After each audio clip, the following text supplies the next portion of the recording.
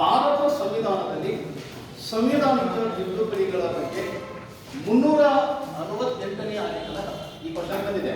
ಸಂವಿಧಾನಿಕ ತಿದ್ದುಪಡಿ ಬಗ್ಗೆ ಯಾವ ಆರ್ಟಿಕಲ್ ತಿಳಿಸುತ್ತದೆ ಅಂತ ಕೇಳೋಣ. 368ನೇ ಆರ್ಟಿಕಲ್. ಈ ಸಂವಿಧಾನಿಕ ತಿದ್ದುಪಡಿಗಳನ್ನ ಯಾವ ದೇಶದ ಸಂವಿಧಾನದಿಂದ ಎರವಲು ಬರೆಯಲಾಗಿದೆ ಅಂತಂದ್ರೆ ದಕ್ಷಿಣ ಆಫ್ರಿಕಾ ಸಂವಿಧಾನದಿಂದ. ಹಾಗಾದ್ರೆ ಈ ಸಂವಿಧಾನಿಕ ತಿದ್ದುಪಡಿಗಳಲ್ಲಿ ಸಂಬಂಧಪಟ್ಟ ಹಾಗೆ ಭಾರತ ದೇಶದಲ್ಲಿ ಒಟ್ಟಾರೆಯಾಗಿ ಒಟ್ಟು ಎಷ್ಟು ಸಂವಿಧಾನಿಕ ತಿದ್ದುಪಡಿಗಳು ಆಗಿದಾವ ಅಂತಂದ್ರೆ 105 ಸಂವಿಧಾನಿಕ ತಿದ್ದುಪಡಿಗಳು ಇವತ್ತು ಪ್ರೆಸೆಂಟ್ ಆಗಿದಾವ. ಹಾಗಾದ್ರೆ ಈ 105 ಸಂವಿಧಾನಿಕ ತಿದ್ದುಪಡಿಗಳ ಬಗ್ಗೆ ಏನ್ ಮಾಡೋಣ, ಇದರಲ್ಲಿ ಇಂಪಾರ್ಟೆಂಟ್ ತಿದ್ದುಪಡಿಗಳು ಯಾವ್ದವ, ನಿಮ್ಮ ಎಕ್ಸಾಮ್ ದೃಷ್ಟಿಯಿಂದ ಯಾವ ತಿದ್ದುಪಡಿಗಳನ್ನ ಎಕ್ಸಾಮ್ ನಲ್ಲಿ ಕೇಳಬಹುದು, ಆ ತಿದ್ದುಪಡಿಗಳ ಬಗ್ಗೆ ನಾನು ಮಾತ್ರ ಡಿಸ್ಕಷನ್ ಮಾಡ್ತಾ ಇದ್ದೇನೆ. ಹಾಗಾದ್ರೆ ಭಾರತ ದೇಶದಲ್ಲಿ ಪ್ರಥಮ ಸಂವಿಧಾನಿಕ ತಿದ್ದುಪಡಿ, ಫಸ್ಟ್ ಸಂವಿಧಾನಿಕ ತಿದ್ದುಪಡಿ ಯಾವಾಗ ಆಯಿತು ಅಂತಂದ್ರೆ 1951ನೇ ಇಸ್ವಿಯೊಳಗಾಯಿತು.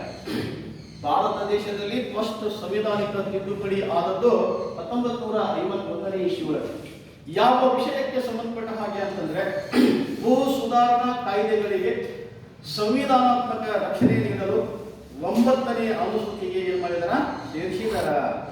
ಸಂವಿಧಾನಾತ್ಮಕ ರಕ್ಷಣೆ ನೀಡಲು ಯಾವುದಕ್ಕೆ, ಭೂ ಸುಧಾರಣಾ ಕಾಯ್ದೆಗಳಿಗೆ 9ನೇ ಅನುಸೂಚಿಗೆ ಇಲ್ಲಿ ಸೇರಿಸಿದ್ದು ಯಾವಾಗ ಅಂತಂದ್ರೆ 1951ನೇ ಇಸ್ವಿಯೊಳಗ. ಹಾಗಾದ್ರೆ ಫಸ್ಟ್ ಸಂವಿಧಾನಿಕ ತಿದ್ದುಪಡಿ ಯಾವಾಗ ಆಯ್ತು ಅಂತ ಎಕ್ಸಾಮ್ ಕೇಳಿದಾರ, 1951ನೇ ಇಸ್ವಿಯೊಳಗ. ಹಾಗಾದ್ರೆ ಮುಂದೆ 21ನೇ ಸಂವಿಧಾನಿಕ ತಿದ್ದುಪಡಿ, 21ನೇ ಸಂವಿಧಾನಿಕ ತಿದ್ದುಪಡಿ 1967ನೇ ಇಸ್ವಿಯೊಳಗೆ ಆಗ್ತಾ ಇದೆ. ಏನಂತಂದ್ರೆ ಸಂವಿಧಾನದ 8ನೇ ಅನುಸೂಚಿಗೆ 15ನೇ ಭಾಷೆಯಾಗಿ ಯಾವುದನ್ನ ಅಂತಂದ್ರೆ ಹಿಂದಿ ಭಾಷೆಯನ್ನ ಸೇರಿಸ್ತಾ ಇದ್ದಾರ ಅಂತ ಈಗ ಜಸ್ಟ್ ರೀಸೆಂಟ್ ಹೇಳಿದ್ರು. ಹಾಗಾದ್ರೆ ಭಾರತ ಸಂವಿಧಾನದಲ್ಲಿ 1967ನೇ ಇಸ್ವಿಯೊಳಗೆ 21ನೇ ಸಂವಿಧಾನಿಕ ತಿದ್ದುಪಡಿಯನ್ನ ಮಾಡಿ 15ನೇ ಅಧಿಕೃತ ಭಾಷೆಯನ್ನಾಗಿ ಹಿಂದಿಯನ್ನು ಏನ್ ಮಾಡಿದಾರ, ಸೇರಿಸಿದಾರ. ಹಾಗಾದ್ರೆ ಇದು ವೆರಿ ಇಂಪಾರ್ಟೆಂಟ್ ಅಮೆಂಡ್ಮೆಂಟ್ ಯಾವ ಅದಾವ ಅನ್ನೋದನ್ನ ಈಗ ನೋಡೋಣ. ಹಾಗಾದ್ರೆ ಇದು ವೆರಿ ಇಂಪಾರ್ಟೆಂಟ್ ಅಮೆಂಡ್ಮೆಂಟ್ ಅಂತಂದ್ರೆ 42ನೇ ತಿದ್ದುಪಡಿ. 42ನೇ ತಿದ್ದುಪಡಿ ಯಾವಾಗ ಅಂದ್ರೆ 1976 ಒಳಗೆ ಅಂತ ಇದೆ, ಇದು ತಿದ್ದುಪಡಿ ಆಗ್ತದೆ. ನೆಕ್ಸ್ಟ್ ಬಿಟ್ರೆ 44ನೇ ತಿದ್ದುಪಡಿ, 44ನೇ ತಿದ್ದುಪಡಿ 1978ನೇ ಇಸ್ವಿಯೊಳಗೆ ಆಗ್ತದೆ. ಹಾಗಾದ್ರೆ ಇವೆರಡೂ ತಿದ್ದುಪಡಿಗಳ ಬಗ್ಗೆ ಫಸ್ಟ್ ನಾವು ಏನು ಮಾಡೋಣ, ಸ್ವಲ್ಪ ನೋಡೋಣ. ಇಲ್ಲಿ 42ನೇ ತಿದ್ದುಪಡಿ, ಈ 42ನೇ ತಿದ್ದುಪಡಿಯನ್ನ ಪುಟ್ಟ ಸಂವಿಧಾನ ಅಂತ ನೋಡಿ, ವೆರಿ ಇಂಪಾರ್ಟೆಂಟ್.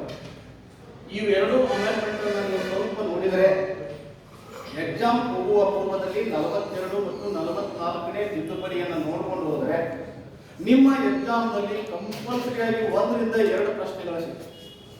ನಿಮ್ಮ ಹಣೆ ಬರ ಸುತ್ತಿತ್ತು ಅಂದ್ರೆ 1 ಅಲ್ಲ 10 ಪ್ರಶ್ನೆಗಳು ಸಿಗ್ತವೆ.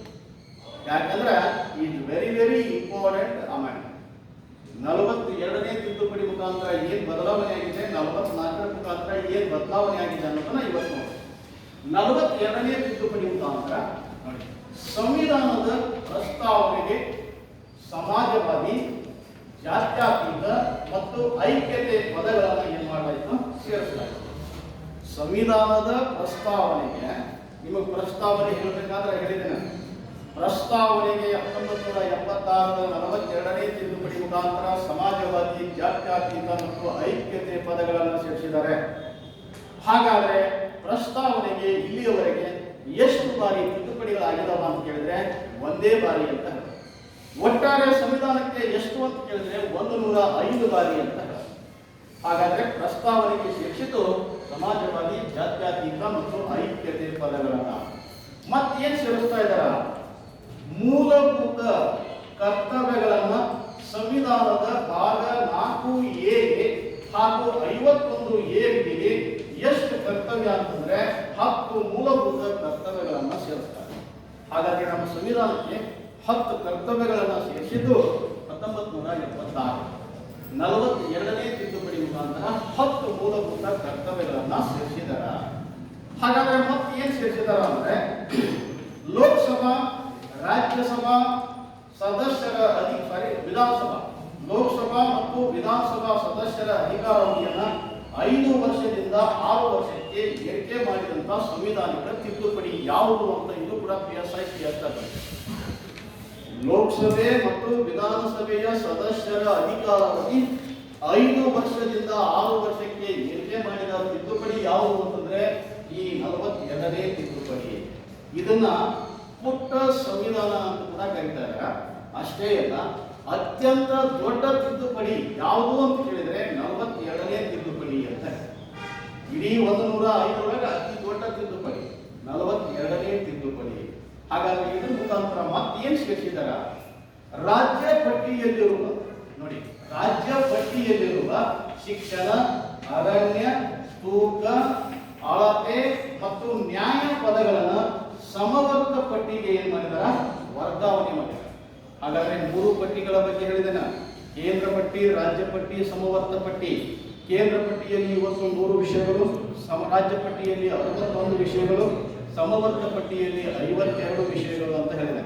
ಹಾಗಾದ್ರೆ ಈ ವಿಷಯಗಳಿಗೆ ಸಂಬಂಧಪಟ್ಟ ಹಾಗೆ ಮೊದಲಿಗೆ ಅಂದ್ರೆ ಶಿಕ್ಷಣ, ಅರಣ್ಯ, ತೂಕ, ಅಳತೆ ಮತ್ತು ನ್ಯಾಯ ಪದಗಳು ರಾಜ್ಯ ಪಟ್ಟಿ ಒಳಗಿದ್ದು, ಈ ರಾಜ್ಯ ಪಟ್ಟಿಯಲ್ಲಿದ್ದಂತಹ ಈ ವಿಷಯಗಳನ್ನ ಎಲ್ಲಿಗೆ ವರ್ಗಾವಣೆ ಮಾಡ್ತಾ ಇದ್ದಾರ ಅಂದ್ರೆ ಸಮವರ್ತ ಪಟ್ಟಿಗೆ ವರ್ಗಾವಣೆ ಮಾಡ್ತಾ ಇದ್ದಾರ. ಹಾಗಾದ್ರೆ 42ನೇ ತಿದ್ದುಪಡಿ ಮುಖಾಂತರ ಈ ಬದಲಾವಣೆಗಳನ್ನ ಕಂಡ್ರೆ 44ನೇ ತಿದ್ದುಪಡಿ ಮುಖಾಂತರ ಏನ್ ಬದಲಾವಣೆಗಳಾಗಿದಾವ ಅನ್ನೋದನ್ನ ಇವಾಗ 44ನೇ ತಿದ್ದುಪಡಿ ಆಗ್ತಾ ಇದೆ 1978ನೇ ಇಸ್ವಿ. ಏನಂತ ಆಗ್ತಾ ಇದೆ ಅಂದ್ರೆ ಆಸ್ತಿ ಹಕ್ಕನ್ನು ರದ್ದುಪಡಿಸಿ ಇದನ್ನ ಶಾಸಕೀಯ ಹಕ್ಕು ಅಂತ ಮಾಡಿ ಎಷ್ಟನೇ ಆರ್ಟಿಕಲ್ಗೆ ಸೇರಿಸಿದ್ರು ಅಂತಂದ್ರೆ 300A ಆರ್ಟಿಕಲ್ಗೆ ಸೇರಿಸಿದ್ರು. ಆಸ್ತಿ ಹಕ್ಕನ್ನ ಏನ್ ಮಾಡಿದಾರ, ರದ್ದು ಮಾಡಿದಾರ. ಆಸ್ತಿ ಹಕ್ಕು ರದ್ದಾಗಿ ಇದನ್ನ ಶಾಸಕೀಯ ಹಕ್ಕು ಅಥವಾ ಕಾನೂನುಬದ್ಧ ಹಕ್ಕು ಅಂತ 300A ಆರ್ಟಿಕಲ್ ಏನ್ ಮಾಡಿದಾರ, ಸೇರಿಸಿದಾರ. ಇದು ಕ್ವಶನ್ ಸಾಕಷ್ಟು ಬಾರಿ PSI, KS, IAS ಬಂದಿದೆ. ಹಾಗಾದ್ರೆ ಆಸ್ತಿ ಹಕ್ಕು ರದ್ದಾಗಿದ್ದು 44ನೇ ತಿದ್ದುಪಡಿ ಮುಖಾಂತರ. ಮತ್ತೇನ್ ಬದಲಾವಣೆ ಆಯ್ತು ಅಂದ್ರೆ ಲೋಕಸಭಾ ವಿಧಾನಸಭಾ ಸದಸ್ಯರ ಅಧಿಕಾರಾವಧಿಯನ್ನ 6 ವರ್ಷದಿಂದ 5 ವರ್ಷಕ್ಕೆ ಮತ್ತೇನ್ ಮಾಡಿದ್ರು, ಇಳಿಕೆ ಮಾಡಿದ್ರು.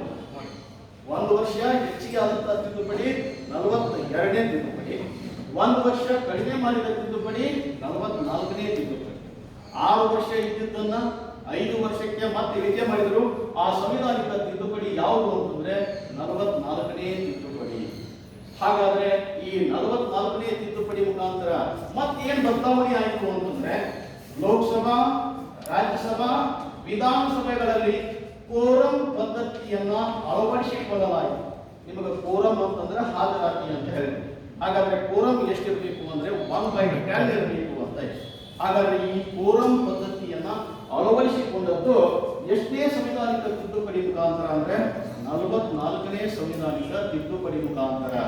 ಹಾಗಾದ್ರೆ ಮತ್ತೇನ್ ಬದಲಾವಣೆ ಆಯಿತು ಅಂತಂದ್ರೆ ನ್ಯಾಷನಲ್ ಎಮರ್ಜೆನ್ಸಿ ಸಂದರ್ಭದಲ್ಲಿ ಯಾವ ವಿಧಿಗಳು ಮೊಟಕುಗೊಳ್ಳುವುದಿಲ್ಲ ಅಂತಂದ್ರೆ 20 ಮತ್ತು 21ನೇ ವಿಧಿಗಳು ಅಂತ ಸೇರಿಸಿದ್ದು ಕೂಡ 44ನೇ ತಿದ್ದುಪಡಿ ಮುಖಾಂತರ. ರಾಷ್ಟ್ರೀಯ ತುರ್ತು ಪರಿಸ್ಥಿತಿಯ ಸಂದರ್ಭದಲ್ಲಿ ಯಾವ ವಿಧಿಗಳು ಮೊಟಕುಗೊಳ್ಳುವುದಿಲ್ಲ ಅಂದ್ರೆ 20 ಮತ್ತು 21ನೇ ವಿಧಿಗಳು. ಇದು ಕೂಡ KS, PSI ಮತ್ತು ಪೊಲೀಸ್ ಡಿಪಾರ್ಟ್ಮೆಂಟ್ ಸಾಕಷ್ಟು ಬಾರಿ ಕೇಳಿದೆ. ಹಾಗಾದ್ರೆ 44ನೇ ತಿದ್ದುಪಡಿ ಮುಖಾಂತರ ಈ ಬದಲಾವಣೆಗಳು, 42ನೇ ತಿದ್ದುಪಡಿ ಮುಖಾಂತರ ಈ ಬದಲಾವಣೆಗಳು. ಇಲ್ಲಿ ಪ್ರತಿಯೊಂದು ಪಾಯಿಂಟ್ಸ್ ಏನಿದಾವೆ, ಪ್ರತಿಯೊಂದು ಪಾಯಿಂಟ್ಸ್ ಇವೆಲ್ಲ ಸ್ಪರ್ಧಾತ್ಮಕ ಪರೀಕ್ಷೆಗಳಲ್ಲಿ ಬಂದಂತ ಪ್ರಶ್ನೆಗಳೇ. 100% ಇವೆಲ್ಲ ಬಂದಿದ್ದಾವ. ಪುನಃ ನಿಮ್ಮ ಎಕ್ಸಾಮ್ನಲ್ಲಿ ಟೈಮ್ ಚೆನ್ನಾಗಿದ್ರೆ, ಯಾಕಂದ್ರೆ ಒಂದೊಂದು ವಿಷಯ ಒಂದೊಂದು ಟಾಪಿಕ್ ಇದೆ, ಇದು ಒಂದೇ ಟಾಪಿಕ್ನ ವಿಷಯ ಅಲ್ಲ. ನಿಮ್ಮ ಟೈಮ್ ಸರಿ ಇದ್ರೆ ಇವಷ್ಟು ಪ್ರಶ್ನೆ ನಿಮ್ಗೆ ಕ್ವಶನ್ ಕ್ರಿಯೇಟ್ ಮಾಡಿದ್ರೆ ಇವಿಷ್ಟು ಪ್ರಶ್ನೆ ನಿಮ್ಗೆ ಸಿಕ್ಕರೆ ಇಲ್ಲೇ 80 ಪ್ರಶ್ನೆ ಸಿಕ್ಕ. ನೋಡಿ ಎಷ್ಟು ಟೈಮ್ ಅನ್ನೋದು ಹೇಳಕ್ಕಾಗೋಲ್ಲ. ಎಕ್ಸಾಮ್ ಹೋಗ್ಬೇಕಾದ್ರೆ 44 ಮತ್ತು 42 it's very very very important. ಇವುಗಳನ್ನು ಸ್ವಲ್ಪ ಲಕ್ಷ್ಯ ವಹಿಸಿ ನೋಡಿದ್ದೆ ಆದ್ರೆ ನಿಮಗೆ ಐಸಿನಲ್ಲ 15% ಇಲ್ಲೇ ಕವರ್. ಅದಕ್ಕೆ ನಿಮಗೆ ಹೇಳೋದು ಟೋಟಲಿ ನೋಡ್ಕೊಂಡು ಹೋಗಿ. ಹಾಗಾದ್ರೆ ಈ 44 ನೆಕ್ಸ್ಟ್ ಬರ್ತಕ್ಕಂಥ 52ನೇ ತಿದ್ದುಪಡಿ ಏನಿದೆ ಅನ್ನೋದನ್ನ ಮತ್ತೆ ನೆಕ್ಸ್ಟ್ ನೋಡೋಣ. ಆದ್ರೆ ಮತ್ತೆ ಏನು ಇಂಪಾರ್ಟೆಂಟ್ ಅದಾವ ಅಂದ್ರೆ ಈಗೇನು 198ನೇ ತಿದ್ದುಪಡಿಯಿಂದ 105 ಆಗಿದೆ. 98ರಿಂದ 105 ಆಗಿದಾವ. ಆ 98ರಿಂದ 105ರವರೆಗೂ ಸ್ವಲ್ಪ ನೋಡ್ಕೊಳ್ಳಿ. ಆಮೇಲೆ 1ನೇ ತಿದ್ದುಪಡಿ ನೋಡ್ಕೊಳ್ಳಿ. ನೆಕ್ಸ್ಟ್ ಬಿಟ್ಟರೆ 44 ಮತ್ತು 42ನೇ ತಿದ್ದುಪಡಿ ನೋಡ್ಕೊಳ್ಳಿ. ಇವಾಗ ಎಕ್ಸಾಮ್ದಲ್ಲಿ ಬರ್ತಕ್ಕಂಥ ಪ್ರಶ್ನೆಗಳು ಇವುಗಳ ಮೇಲೆ ಇರ್ತಾ ಇದೆ. ಒಟ್ಟಾರೆ ಈ ಸಂವಿಧಾನಿಕ ತಿದ್ದುಪಡಿಗಳಿಗೆ ಸಂಬಂಧಪಟ್ಟ ಹಾಗೆ very very important 42 amendment and 44 amendment. ಇನ್ನು ಉಳಿದ ಅಮೆಂಡ್ಮೆಂಟ್ ಅನ್ನ ನೆಕ್ಸ್ಟ್ ಕ್ಲಾಸ್ ಒಳಗೆ